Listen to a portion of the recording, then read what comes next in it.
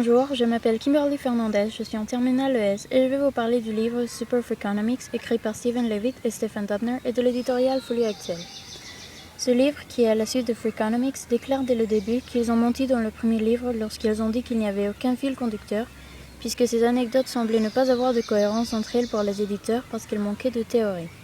En plus, ils ont eu des critiques du sous-titre La face cachée de tout qu'ils ont nommé puisqu'ils pensaient que les gens raisonnables y verraient une simple exagération.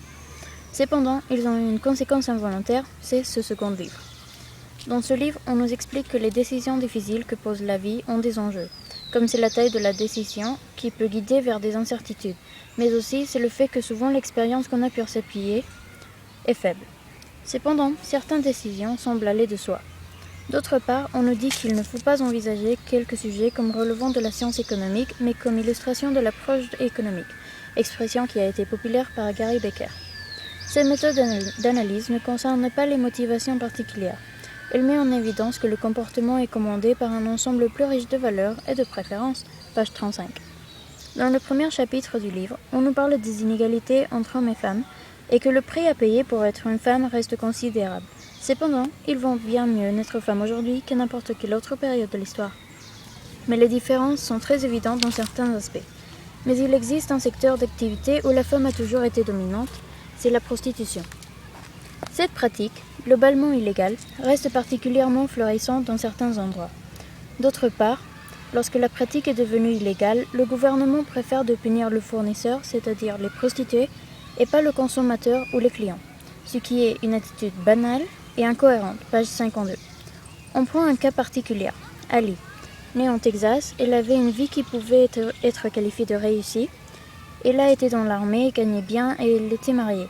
Mais après un deuxième mariage qui a échoué et une vie ennuyante pour elle, elle a décidé de se prostituer, mais c'était plutôt par hasard ou jeu, mais qui après est devenue une profession. Elle s'est installée à Chicago et s'est mise à son compte en utilisant Internet. Pour éviter qu'on l'agresserait ou la volerait, elle a inventé un système dans lequel elle ne fixait pas de rendez-vous sans connaître la véritable identité du client et son numéro de téléphone professionnel. Comme ça, elle pouvait s'assurer de savoir avec qui elle se rendait et avoir un certain pouvoir sur eux. Elle est quelqu'un qui voit toujours le bon côté des choses, ce qui, à son avis, fait une partie de son succès. Elle est une sorte d'épouse parfaite qui louerait ses services à l'heure, page 92. Elle a augmenté ses prix par heure d'un 67% en plus de 2 ans seulement, et la demande pourtant ne faiblissait presque pas. Ce qui faisait croire qu'elle profitait d'une période de prospérité économique, c'était pendant les années 2006 et 2007, mais en réalité ses clients étaient insensibles au prix, page 94. La demande de sexe semblait relativement déconnectée de l'économie en général. L'énigme que posent les auteurs n'est pas sur comment Ali est devenue une prostituée, mais pourquoi il y a plus de femmes qui optent pour cette profession. La réponse, cela ne convient pas à tout le monde. En plus, si cette activité devenait légale, elle serait de désavantage pour les prostituées, puisque ses revenus sont dus au fait que les prestations qu'elles fournissent ne sont pas obtenues légalement. Mais dans le cas d'Ali, elle tenait ses coûts de production, veillait à l'image de la marque, pratiquait la discrimination par les prix, et elle avait assimilé la loi d'offre et de la demande.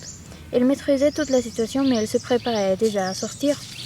Elle a cherché une activité dans laquelle se reconvertir et pris une licence d'agent immobilier.